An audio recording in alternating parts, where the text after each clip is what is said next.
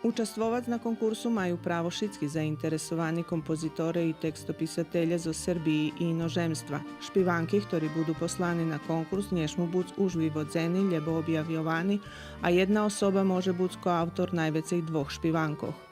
Špivanki muša buď u duhu ruske i narodnej muziki. Mož prijaviti špivanki komponovani na postojaci tekst, to je na už objavene džilo z oblasti poeziji, pod uslovijom, že autor teksta, odnosno našledniki, dali sohlasnost i že isti tekst nje hasnovani za komponovanje i objavljovanje muzičnih džiloh. Prijavi na konkurs posilac po pošti, abo pridac osobnje na adresu.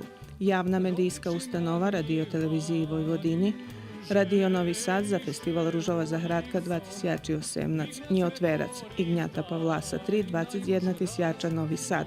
Prijava še sostoji z dvoch kovertoh označenih jak koverta 1, u ktorej še posila notni zapis, kompoziciji i tekst po ruski, obidva u troch prikladnikoh pod šifru, i koverta 2, u ktorej rješenje šifri s podatkami koautora, kompozitora i tekstopisatelja, meno i prezvisko, adresa, kontakt telefon i e-mail.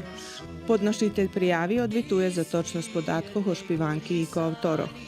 Konkurs tirva po 22. december toho roku od dnja objavljovanja na web sajtu Radio Televiziji Vojvodini i u novinoh Ruske slovo.